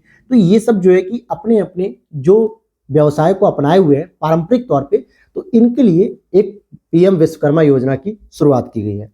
अगर हम इसके बारे में जानें तो पारंपरिक उत्पादों और सेवाओं को बढ़ावा दिया जाएगा और शुरुआत से अंत तक पूरी सहायता देने का लक्ष्य रखा गया है। मतलब रॉ मटेरियल से लेके उसको पूरे मार्केट तक सेल आउट करने के लिए पूरी की पूरी सरकार सहयोग करेगी इसके लिए। तो ये पारंपरिक स्तर पे आपके जो भी उत्पाद है, सेवा है, उनके प्रमोशन के लिए है। अब योजना के उद्देश्य की बात करें तो इसमें कारीगरों और शिल्पकारों को विश्वकर्मा कर्मियों के नाम से जाना जाएगा। यानी अब उन्हें केवल शिल्पकार या कारीगर नहीं कहा जाएगा, बल्कि उन्हें विश्वकर्मा कर्मी कहा जाएगा। डिजिटल सशक्तिकरण होगा इससे, और साथ ही साथ डिजिटल लेन देन को बढ़ावा दिया जाएगा और उनके ब्रांड का प्रचार किया जाएगा। अब जैसे कोई कारीगर है, कोई अपनी पारंपरिक वस्तु को बना रहा है, तो उसके ब्रांड का प्रचार किया जाएगा और बाजार तक उसकी सरल पहुंच के लिए प्लेटफॉर्म तैयार किया जाएगा। तो इसी को तो मैंने कहा, शुरू से अंत तक पूरा का पूरा सरकार के द्वारा सहयोग किया जाएगा। और ये सेंट्रल गवर्नमेंट की स्कीम है जो कि 2023-24 से लेकर 27-28 तक के लिए रहेगी। ये इंपॉर्टेंट पॉइंट है प्रीलिम्स के लिए, ये पूरे के पूरे। और नोडल मंत्रालय इसमें कौन है? तो मिनिस्ट्री ऑफ एमएसएमई सेक्टर, क्योंकि छोटे छोटे जो पारंपरिक उत्पाद होते हैं, पारंपरिक सेवाएं होती हैं, ये आपकी एमएसएमई सेक्टर में ही आती हैं। पंजीकरण की बात करेंगे तो बायोमेट्रिक आधारित होने पर पीएम विश्वकर्मा पोर्टल पर मुफ्त रजिस्ट्रेशन किया जा सकेगा और जिसके बाद आपको एक सर्टिफिकेट दिया जाएगा और एक आईडी कार्ड भी दे दिया जाएगा ऑनलाइन ही, जो कि कारीगरों और शिल्पकारों को मान्यता दी जाएगी कि हाँ, ये जो है कि आईडी कार्ड प्राप्त करता जो है कि एक कारीगर है, शिल्पकार है, विश्वकर्मा कर्मी है और गुरु शिष्य परंपरा और पारंपरिक कौशल की परिवार आधारित विरासत को मजबूत किया जाएगा। क्योंकि आप देखोगे पहले के समय में क्या होता था कि जो हमारे परिवार का व्यवसाय, हम उसी व्यवसाय को सामान्यतः आगे बढ़ाते हैं। बढ़ई का बेटा बढ़ई बन जाता था, सुनार का बेटा सुनार बनता था। सुनार का तो आज भी आप देखोगे कि ज्वेलरी शॉप जिसके पिताजी दादाजी पहले से चला रहे हैं, तो उसका बेटा भी जनरली उसी शॉप को आगे बढ़ाता है, ज्वेलर्स का काम करता है, सुनार का काम करता है। तो इस तरीके से पारंपरिक कौशल के माध्यम से परिवार आधारित जो है कि विरासत को मजबूत किया जाएगा और गुरु शिष्य परंपरा, और इसको हम ग्रामीण और शहरी दोनों ही क्षेत्रों में शुरू कर रहे हैं। पात्रता के लिए मानदंड क्या होंगे, कौन कौन इसका पात्र हो सकेगा? तो न्यूनतम आयु 18 वर्ष होनी चाहिए और साथ ही साथ हाथों और औजारों की मदद से काम करने वाला कोई भी कारीगर, और मान्यता प्राप्त 18 परिवार आधारित पारंपरिक व्यवसायों में से किसी एक में। अभी नीचे उसकी लिस्ट दी हुई है कि कौन से वो 18 प्रकार के व्यवसाय हैं। जैसे मैं आपको सुनार का बता रहा हूँ, बढ़ई का बता रहा हूँ, कारपेंटर का मतलब बता रहा हूँ, प्लम्बर का बता रहा हूँ। तो इस तरीके से 18 वो लिस्ट दी गई है कि इन व्यवसायों में अगर आप संलग्न हैं किसी में भी, तो आपको ये मान लिया जाएगा कि आप पारंपरिक व्यवसायों से संबंधित हैं। पिछले 5 सालों में स्वरोजगार या व्यवसाय विकास या केंद्र सरकार या राज्य सरकार के तहत उसने किसी भी प्रकार का ऋण न लिया हो पिछले 5 सालों में, चाहे वो प्रधानमंत्री रोजगार सृजन योजना हो, पीएम स्वनिधि हो, मुद्रा हो, तो इस तरीके से किसी प्रकार का उसने ऋण न लिया हो, उसके घर में कोई भी सरकारी कर्मचारी ना हो, और अगर उसके बाद इस योजना के तहत लाभान्वित परिवार के किसी एक सदस्य को ही इसका दर्जा दिया जाएगा और उस परिवार में पति भी आ सकता है, पत्नी भी आ सकती है, उसके अविवाहित बच्चे भी शामिल किए गए हैं। इसके लिए आवश्यक दस्तावेज क्या चाहिए? जैम। जैम मतलब खाने वाला जैम नहीं, जे का मतलब हो गया जनधन अर्थात अकाउंट होना चाहिए, ए का मतलब हो गया आधार और एम का मतलब हो गया मोबाइल। तो इस जैम का प्रयोग किया जाएगा। यहाँ देखिए आधार कार्ड, मोबाइल नंबर, बैंक, तो ये हो गया जैम। राशन कार्ड, ऐसे दस्तावेज यूज किए जाएंगे। और ऋण देने वाले संस्थान कौन से होंगे? तो अनुसूचित वाणिज्यिक बैंक जैसे SBI, PNB, bank of Baroda, या फिर क्षेत्रीय ग्रामीण बैंक, रूरल जो बैंक होते हैं, लघु वित्त बैंक, सूक्ष्म वित्त बैंक, एनबीएफसी, सहकारी बैंक, ये सभी के सभी जो है कि लोगों को लोन देंगे, ऋण देंगे, लेकिन बशर्ते उसने पिछले 5 सालों में किसी प्रकार का ऋण न लिया हो, तभी उसको ऋण दिया जाएगा। और यहाँ पे आप देखोगे 18 प्रकार के वो व्यवसाय हैं, जहाँ पे आप देख सकते हो इस पूरी लिस्ट को इजिली। मैं इसको रीड नहीं करूंगा, लेकिन ये पूरी लिस्ट आप एक बार देख लीजिए कि कौन से वो व्यवसाय हैं जहां पर आप अगर इससे संबंधित हैं तो आपको विश्वकर्मा योजना के तहत सर्टिफिकेट मिलेगा, आप उसमें एनरोल करा सकते हैं। और अब यहाँ पर बात आती है कि इस योजना से लाभ क्या मिलेगा। तो पहली चीज, मार्केटिंग से संबंधित सहायता, यानी उनके प्रोडक्ट को ब्रांडिंग की जा सकेगी, उनको मार्केट से सपोर्ट मिलेगा, मार्केट में उनकी एक पहचान बनेगी, उनकी ब्रांडिंग की जा सकेगी, तो ये सभी चीजें बेहतर होंगी। वहीं सस्ता ऋण उन्हें मिल पाएगा क्योंकि जमानत रहित उद्यम विकास ऋण मिलेगा बिना कोलेटरल के। कोलेटरल फ्री का मतलब क्या हो गया कि जब आप बैंक से लोन लेने जाते हो तो आप कुछ ना कुछ अपना गिरवी रखते हो, जमीन के पेपर रखते हो, अपनी सैलरी स्लिप देते हो कि सर मेरी सैलरी से ईएमआई काटिएगा, या कोई कार गिरवी रखते हो, कुछ ना कुछ आप रखते हो। लेकिन यहाँ पर अगर आप लोन लेने जाते हो इस योजना के तहत, तो आपको कोई भी कोलेटरल या कोई भी चीज को गिरवी नहीं रखना है, बस बैंक में फॉर्म अप्लाई करना है कि सर मुझे इतना पैसा चाहिए और मैं इतने इतने समय पे आपको ऋण देता रहूंगा, आपकी लोन की किस्त उतारते रहूंगा। तो इसके लिए किसी भी प्रकार की कोई गारंटी की जरूरत नहीं होगी, और जो ब्याज भी होगा वो भी रियायती दर पर होगा, सस्ता होगा, अर्थात 5% की वार्षिक ब्याज दर से ऋण का पुनर्भुगतान करना होगा। आप अगर अभी पर्सनल लोन लेने जाएंगे तो लगभग बैंक आपको बताएगी कि सर 11% वार्षिक ब्याज है। हाउसिंग लोन लेने जाएंगे तो लगभग 8.20 के आसपास आपका चल रहा है हाउसिंग लोन, लेकिन आपको क्या है 5% वार्षिक ब्याज दर पे देना है। कितना सस्ता लोन है, तो ये चीज अच्छी है। कौशल को भी बढ़ावा दिया जाएगा। 5 से 7 दिनों का एक बुनियादी ट्रेनिंग दी जाएगी और 15 दिनों या उससे अधिक के लिए एक एडवांस ट्रेनिंग दी जाएगी। वहीं 500 रुपये प्रतिदिन के हिसाब से उसे मानदेय भी दिया जाएगा। तो ये सब वो फैक्चुअल चीजें हैं जहां से प्रीलिम्स में प्रश्न पूछे जा सकते हैं और इस योजना से प्रश्न जरूर आएगा। मैं अभी कह रहा हूं आपको, तो इसको दोबारा आप सुन लीजिएगा। साथ ही साथ समग्र सहयोग प्रणाली का निर्माण होगा, परंपराओं का भी संरक्षण किया जा सकेगा और लैंगिक न्याय स्थापित होगा और सामाजिक न्याय को बढ़ावा मिलेगा। यानी जो वंचित वर्ग है या जो गरीब वर्ग है या जो निचला तबका है उसको सरकारी योजना के तहत मुख्य धारा से जोड़ा जा सकेगा, मुख्य धारा में उसको शामिल किया जाएगा, उसका डिजिटलीकरण किया जाएगा, जिससे डिजिटल डिवाइडेशन की जो प्रॉब्लम है, डिजिटल रूप से विभाजन की जो समस्या है वो कम की जा सके। तो ये अच्छी योजना रहेगी, अच्छी चीजें हैं।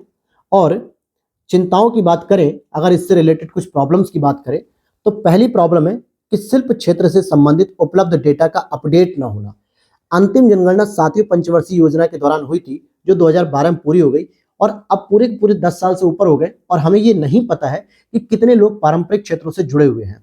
जाति आधारित व्यवसाय, इस योजना से अनजाने में ही सही लेकिन जाति आधारित व्यवसायों को मजबूती मिल सकेगी, जिससे अन्य अधिक आकर्षक पेशे तलाशने के अवसर सीमित हो सकते हैं। यानी हम कह सकते हैं कि ये कहा ही जा रहा है कि आप जातिगत या पारंपरिक जो है कि जो आपका व्यवसाय है, पारंपरिक का मतलब ये है कि जाति आधारित, और इस वजह से जो नए नए लोगों को व्यवसाय मिल सकते थे।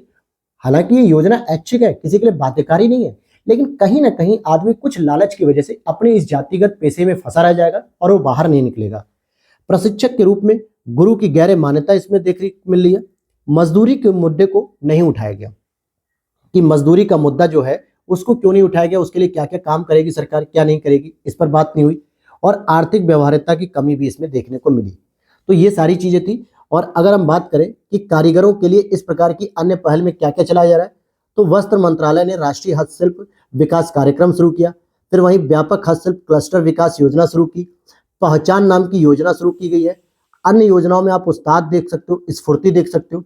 तो अब इन 3 योजनाओं को याद रखना दोस्तों, क्योंकि ये प्रीलिम्स के लिए इंपॉर्टेंट है।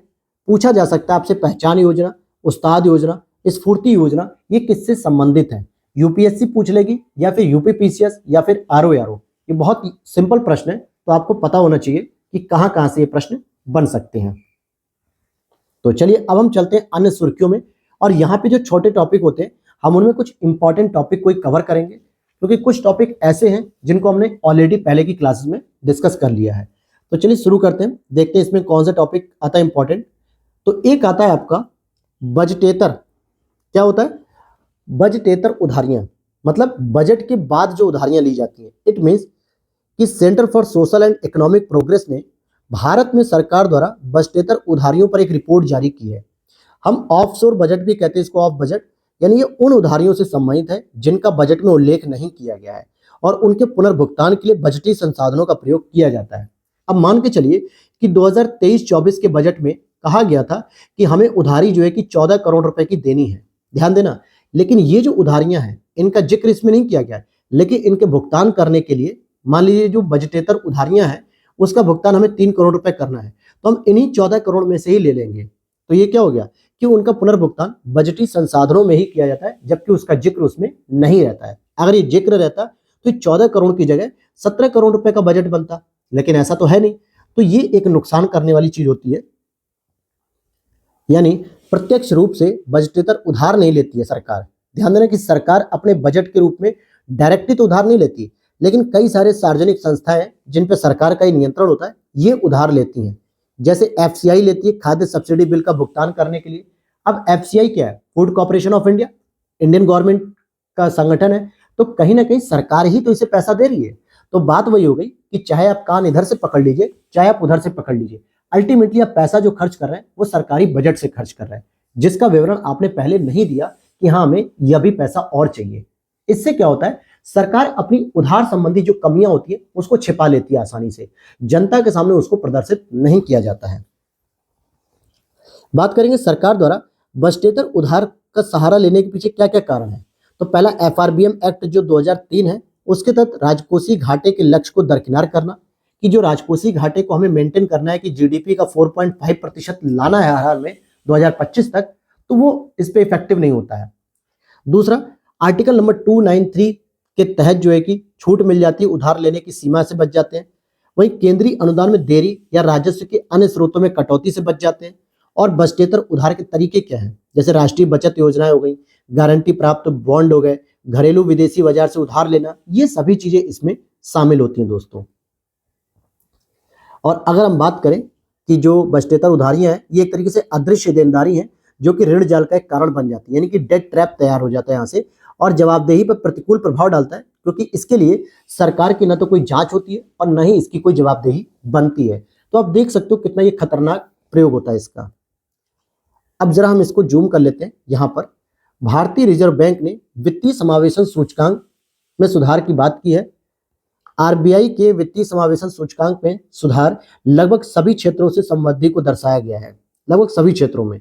अगर हम बात करते हैं तो यह सूचकांक मुख्य रूप से बैंकिंग, निवेश, बीमा, डाक और उसके साथ साथ पेंशन क्षेत्र के विवरणों को भी प्रदर्शित करता है।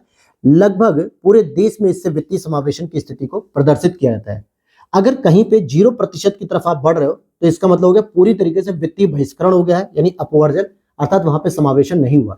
लेकिन आप 100% की तरफ बढ़ रहे हो तो ये मान लिया जाएगा कि पूरी तरीके से वित्तीय समावेशन हो गया है। हर व्यक्ति के पास जनधन खाता हो गया, हर व्यक्ति के पास कोई ना कोई बैंक अकाउंट हो गया, आधार कार्ड से लिंक हो गया, पैन कार्ड से लिंक हो गया, साथ ही साथ मोबाइल नंबर से कनेक्ट हो गया। तो ये वित्तीय समावेशन है। तो अभी भारत की यहां तक रिकॉर्ड तो पहुंच गई है। उसने कहा 2017 में प्रायोगिक तौर पे इसकी शुरुआत तो 43.4% थी, लेकिन अगर हम मार्च 2023 का रिकॉर्ड देखें तो 60% हो गई। इट मीन कि 100 में से 60 लोग ऐसे हैं दोस्तों जिनके पास वित्तीय समावेशन हो गया, यानी वो जैम का प्रयोग कर रहे हैं। जनधन अकाउंट भी है, आधार भी है, मोबाइल नंबर भी है, लेकिन अभी भी 40 लोग ऐसे हैं जिनको हमें कनेक्ट करना है, वित्तीय समावेशन की ओर आगे बढ़ना है।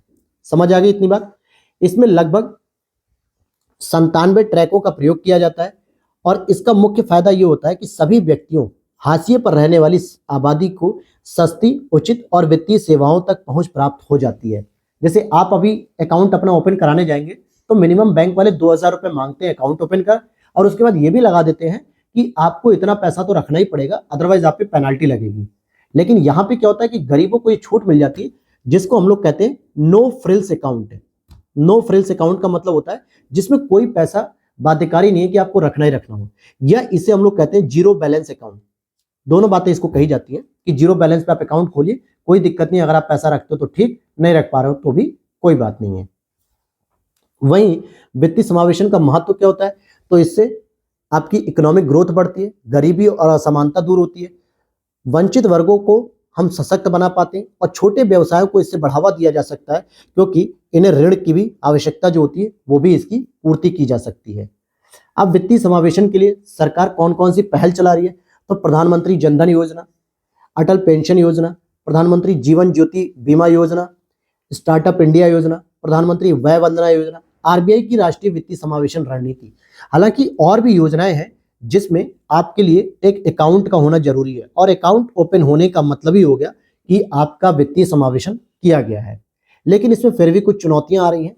जैसे अगर आप देखोगे तो बुनियादी संरचना का पर्याप्त विकास नहीं ग्रामीण क्षेत्रों में, जैसे बैंक शाखाएं नहीं है, एटीएम नहीं है, तो हम लोग क्या करते हैं, फिर इन क्षेत्रों में हम बैंक मित्र को अपॉइंट करते हैं, और बैंक मित्रों के द्वारा गांव में जा जाके जो है कि लोगों को खाते खुलवाए जाते हैं, लोगों के पैसे जमा किए जाते हैं, दिए जाते हैं, ये सारी चीजें होती हैं। लेकिन अभी भी वो उतने भरोसेमंद नहीं है, इसलिए लोग उनसे दूर रहते हैं। वित्तीय निरक्षरता है, अभी प्रक्रियात्मक जटिलता बहुत है, और हिडन चार्जेस जो होते हैं वो कभी भी बैंक के कर्मचारी ग्रामीण लोगों को या किसी को भी नहीं बताते हैं। आप लोन भी लेने जाओगे ना दोस्तों, तो आपको हिडन चार्जेस नहीं बताया जाएगा, जो कि लगभग अगर आप 20-25 लाख का लोन ले रहे हो तो ये मान के चलो कि 10 से लेके 20,000 रुपए का 10 से लेके 20,000 रुपए का हिडन चार्जेस होता है, जो पता ही नहीं चलता लोगों को। बाद में जब लोन का अमाउंट क्रेडिट होता है तो 20-25 हजार रुपए कट के क्रेडिट होता है, और जब एक बार पैसा कट गया तो फिर आप कुछ नहीं कर सकते हो। तो ये हिडन चार्जेस होते हैं जो नहीं बताए जाते, तो ये भी एक प्रॉब्लम है। अब चलते हैं हम घरेलू वित्तीय बचत। ये क्या टॉपिक है दोस्तों, क्या ये बला है? तो देखिए, डोमेस्टिक जो हाउस होल्ड फाइनेंशियल सेविंग होती है, आरबीआई ने एक आंकड़ा जारी किया है। आरबीआई कहती है कि वर्ष 2023 में भारत के परिवारों की जो घरेलू बचत थी वो 5.1% है, जो पिछले एक दशक में सबसे निचले स्तर पे है। तो भाई जाहिर सी बात रहेगी, क्योंकि इन्फ्लेशन ही इतना महंगा हो रहा है। टमाटर देखो फिर 80 रुपए की ओर भाग रहा है, 70-80 रुपए किलो भाग रहा है। प्याज जो है कि 80 रुपए किलो चल रही है। तो ऐसे में जब आपकी घरेलू सामग्री इतनी महंगी चल रही है तो आपकी बचत कहाँ होगी? क्योंकि बचत के लिए क्या चाहिए? बचत होती है आय में से खर्चा निकाल दीजिए। आपकी आय है 20,000, आपका खर्चा ही हो जा रहा है 19,000 रुपए, तो 1,000 रुपए बचत करोगे, जबकि आप 3-4 साल पहले जब महंगाई इतनी नहीं थी तो आप 20,000 रुपए में से कितना खर्च करते रहे? 12,000 रुपए, और आपका बचत कितनी हो जाती थी? 8,000 रुपए। तो बचत तो अब कम हो गई ना। तो जब बचत सबकी कम हो रही है तो पूरे भारत की घरेलू बचत क्या हो गई? कम हो गई, गिर गई बचत। इसी को हम कहते हैं कि जो देनदारियों में बैंकों को एनबीएफसी आदि से जो ऋण लिए गए उसे भी हम शामिल कर लें, यानी ये भी हमारा क्या हो गया? एक खर्चा हो गया। देनदारी तो है, आप बैंक का पैसा तो दोगे ही दोगे। तो ये सभी समस्याएं हैं। और अब हम बात करेंगे कि परिवार द्वारा जो बचत की जाती थी उसका महत्व क्या था, कि राजकोषीय घाटे के लिए वित्त पोषण के प्रमुख साधन के रूप में प्रयोग होती थी, निवेश के लिए पूंजी प्राप्त हो जाती थी, और विदेशी पूंजी पर हमारी निर्भरता को कम किया जाता था। तो हम एफडीआई पे जो है कि निर्भर कम रहते थे। तो ये भी एक इंपॉर्टेंट पॉइंट है कि आपके लिए होना चाहिए था यहाँ पे बचत, लेकिन घरेलू बचत बहुत कम चल रही है दोस्तों। अब हम अगला टॉपिक कवर करेंगे यहाँ पर, बेसल कैपिटल। क्या कहते हैं इसको? Basel capital framework. हालांकि इसकी चर्चा पिछले 3 सालों से चल रही थी, लेकिन अब जो है कि आरबीआई ने सख्त रूप से इसे लागू कर दिया है। आरबीआई ने अखिल भारतीय वित्तीय संस्थाओं, जितनी भी अखिल भारतीय वित्तीय संस्थाएं हैं, उन सभी पर बेसल 3 कैपिटल फ्रेमवर्क को प्रस्तुत कर दिया है। इन्होंने कहा है AIFI, इट मीन्स की all India financial institutions, all India financial institute, इन सभी के लिए अप्रैल 2024 से 9% का पूंजी पर्याप्तता अनुपात यानी कि कैपिटल एडिक्वेसी रेशियो बनाए रखना अनिवार्य है। और जो नेशनल हाउसिंग बैंक है इसके लिए 2 महीने की छूट मिली और ये जुलाई 2024 से रखेगा, लेकिन 9% अब आपको रखना पड़ेगा। तो ये वही है जैसे आपका CRR होता है, SLR होता है, ठीक है, उसी तरीके से आपका अब ये भी हो गया जिसे हम लोग कहते हैं कार कैपिटल एडिक्वेसी रेशियो। ये जरूरी भी है दोस्तों, क्योंकि वर्तमान में बहुत सारे बैंक दिवालिया हो रहे हैं, बहुत सारे बैंकों के साथ फ्रॉड हो रहा है। तो ऐसे में अगर ये अपना पैसा इस रूप में सेफ रखेंगे 9% तक के हिसाब से, तो कहीं ना कहीं इनकी वित्तीय क्षमता बची रहेगी और बैंक दिवालिया नहीं होगा। ये अच्छी बात है। तो हम बेसल मानक के बारे में जान लेते हैं पहले, कि वित्तीय विनियामकों द्वारा अपनाया हुआ मानदंड है जो कि वित्तीय और आर्थिक संकटों से उत्पन्न होने वाले आघात को सहन करने की बैंकिंग क्षेत्र की क्षमता में सुधार करता है। कि अगर मान लो कोई इकोनॉमिक रिसेशन आ जाता है, कोई मंदी आ जाती है, या कोई फाइनेंशियल क्राइसिस आ जाता है, या कोई पैसा लेके भाग गया, तो ऐसी स्थिति में बैंक अपनी मजबूत स्थिति में रहता है, कभी भी खराब स्थिति में नहीं रहता है। क्यों? क्योंकि उसका CRR लगभग 4.5% आरबीआई के पास अभी बचा हुआ है, 9% बेसल मानक बचा रहेगा, 18% के आसपास SLR बचा हुआ है। तो ये सभी चीजें आप देखोगे। अभी एक और आप देखोगे इंक्रीमेंटल वाले को 10% जो है कि बढ़ाना था। तो इस तरीके से बैंकों का लगभग 35 से 40% पैसा बचा रहता है, जो कि दिवालिया होने पर भी काम कर जाता है। बात करेंगे 2007-8 में जब वित्तीय संकट आया था, तो उसी समय बैंकिंग पर्यवेक्षणों ने बेसल समिति को शुरू किया और इन्होंने कहा कि पूंजी पर्याप्तता अनुपात कार या जोखिम जो होता है, क्रार जिसको हम कहते हैं, उस पर कम से कम 8% बनाए रखना है। इट मीन्स क्या होता है कि बैंकिंग में जो एनपीए की समस्या क्रिएट हो रही है ना दोस्तों, यानी non performing asset, it means कि जो लोग लोन ले लेते हैं और वो फिर रिटर्न नहीं करते हैं, बैंकों को रिटर्न नहीं करते हैं, तो पैसा बैंकों का फंसा रहता है। तो ऐसे में आपका जितना भी एनपीए है, मान लीजिए आपका 40% एनपीए है पूरे बैंक के अमाउंट का, तो इस 40% का आपको 8% क्या करना पड़ेगा? बैंक में सेफ रखना पड़ेगा, कि उसको आप किसी को भी लोन के रूप में नहीं दे सकते हो, ताकि अगर ये 40% पैसा ना भी आए तो 8% आपको बचा ले, आपके बैंक को डूबने से बचा ले। तो अब इस 8% पे मिनिमम था, लेकिन बैंक ने, आरबीआई ने क्या किया, 9% कर दिया कि इसको अब आपको रखना ही रखना है अनिवार्य रूप से, और ये पैसा किसी को नहीं देना है, ये अपने लिए रखना है। तो आरबीआई ने न्यूनतम जो है कि 9% का कार बनाए रखना जरूरी कर दिया है। और ये किन किन बैंकों पर लागू होगा? तो आप देखोगे कि एक्सिम बैंक पे लागू होगा, नाबार्ड पे लागू होगा, और राष्ट्रीय अवसंरचना वित्त पोषण विकास बैंक पे लागू होगा, एनएचबी पे लागू होगा, और सिडबी बैंक पे लागू होगा। इन सभी पर इसको देना ही देना है, 9% तक जो है कि आपको बनाए रखना है, कि अगर आपने जितना भी जोखिम उठा रखा है उसका 9% आपको बनाए रखना है। फिर यहां पर बात आती है बैंकिंग प्रणाली में तरलता या चल निधि की कमी। तो यानी तरलता का मतलब क्या होता है दोस्तों? अमाउंट है, यानी कि जो रुपए होते हैं उसकी कमी हो रही है। कैसे हो रही है? बैंकिंग प्रणाली में जो तरलता होती है, जिसको हम लोग इकोनॉमी की भाषा में लिक्विडिटी बोलते हैं, आम भाषा में उसे हम लोग कैश बोल देते हैं। कि 1.46 ट्रिलियन रुपए की कमी पहुंच गई है, जो 2019 के बाद अब तक के उच्च स्तर पे पहुंची हुई है। ये बैंकिंग प्रणाली में तरलता के चलते बैंकों के पास पर्याप्त मात्रा में नगदी नगदी मतलब क्या हो गया, कैश नहीं रहता, कैश नहीं रहता है, कैश की कमी हो जाती है। और अगर हम बात करें कि आरबीआई इस तरलता समायोजन सुविधा को में तरलता को नियंत्रित करने के लिए क्या कर सकती है, तो एक होती है रेपो ऑक्शन और एक होती है रिवर्स रेपो ऑक्शन। रेपो में क्या होता है, अगर रेपो रेट बढ़ जाएगी तो मार्केट में लिक्विडिटी कम हो जाएगी। अगर रिवर्स रेपो रेट में रेट कम कर दी जाए तो आपकी मार्केट में लिक्विडिटी बढ़ जाएगी, यानी कि मार्केट में पैसा अधिक से अधिक आ जाएगा। इसके लिए और भी अन्य साधन अपनाए जाते हैं, जैसे एमएसपी हो गया, एमएसएफ, सीमांत स्थायी सुविधा, वैधानिक तरलता अनुपात, एसएलआर, ये सभी चीजें इसमें जो है कि अपनाई जाती हैं, और जिससे मार्केट में अधिक से अधिक या तो पैसे को बचाया जाता है या फिर उतार दिया जाता है। तो ये इंपॉर्टेंट टॉपिक थे दोस्तों, जो है कि अब यहां पर आप देखेंगे इस चीज को कि तरलता में कमी होने के कारण क्या है। तो भाई वृद्धिशील नगद आरक्षित अनुपात आईसीआरआर को भी लागू कर दिया गया, क्योंकि 10% का आईसीआरआर बनाए रखने का निर्देश दिया था आरबीआई ने। जिस प्रकार से अभी बेसल मानक 9% कहा, सीआरआर पहले से ही रखा जाता है, एसएलआर पहले से ही रखा जाता है, ऐसे में इन्होंने कह दिया कि अब आईसीआरआर भी रखना पड़ेगा आपको। वहीं व्यवसायों द्वारा अग्रिम कर और जीएसटी का भुगतान करना, इससे क्या होता है, कर्ज की मांग में बढ़ोतरी, क्योंकि व्यवसाय के द्वारा क्या होता है, पहले से ही जीएसटी कटवा दी जाती है, हालांकि उसका आईटीसी भरा जाता है, इनपुट टैक्स क्रेडिट, कि जो भी आपने टैक्स एक्स्ट्रा दिया है वो सरकार आपको बाद में रिटर्न करेगी। लेकिन शुरू में क्या होता है, व्यवसायों के पास पैसा खत्म हो जाता है और वो कर्ज मांगने लगते हैं। और साथ ही साथ आरबीआई द्वारा डॉलर की बिक्री करने से भी बैंकिंग प्रणाली में तरलता की कमी हो जाती है, क्योंकि जब डॉलर बेचोगे तो आप कहीं ना कहीं बदले में क्या करोगे, रुपए लोगे, और रुपए कहाँ जा रहे हैं, आरबीआई के पास जा रहा है, मार्केट में नहीं रह गए। और इसके बाद आप देखोगे कि तरलता में कमी से क्या प्रभाव होता है, तो उपभोक्ताओं के लिए ब्याज की दरों में वृद्धि होने लगती है, ट्रेजरी बिल की पुनर्खरीद होती है, ओवरनाइट कॉल मनी होती है, और साथ ही साथ ऋण की उपलब्धता जब सीमित हो जाती है तो लोन महंगा हो जाता है। यानी मैं ये कहूं कि बैंक कहेगा भाई कि मेरे पास केवल 10 लाख रुपए बचे हुए लोन देने के लिए, और इस 10 लाख रुपए को खरीदने के लिए 6 लोग पड़े हैं। तो जो बैंक 11% पे दे सकता था, उसने क्या किया, उस रेट को बढ़ा के सीधे 15% कर दिया। अब जो 15% पे ले सकता है केवल वही तो लेगा, बाकी तो सब लोग पीछे हट जाएंगे। इसका मतलब क्या हो गया, आपका लोन कॉस्टली हो गया, लोन महंगा हो गया। तो ये थी दोस्तों आज की क्लास, और अब हम लोग नेक्स्ट टॉपिक में कवर करेंगे नेक्स्ट क्लास में कल के दिन, सिक्योरिटी। ठीक है, हम लोग सिक्योरिटी को क्रम से ही चल रहे हैं, क्योंकि हमने सबसे पहले पॉलिटी कवर की, फिर इंटरनेशनल रिलेशन कवर किया, फिर इकोनॉमिक्स कवर किया, और कल हम लोग कवर करेंगे सिक्योरिटी को, जो कि 2 क्लासेस में कवर हो जाएगा। फिर उसके बाद हम लोग एनवायरनमेंट पे आएंगे। तो मिलते हैं नेक्स्ट क्लास में। वीडियो अच्छी लगी हो तो लाइक कर देना, पहली बार आए हो चैनल पे तो सब्सक्राइब जरूर कर लेना, और इसकी पीडीएफ के लिए आप लोग टेलीग्राम चैनल को ज्वाइन कर लीजिए, जहां पर इसकी पीडीएफ वगैरह दी जाती है।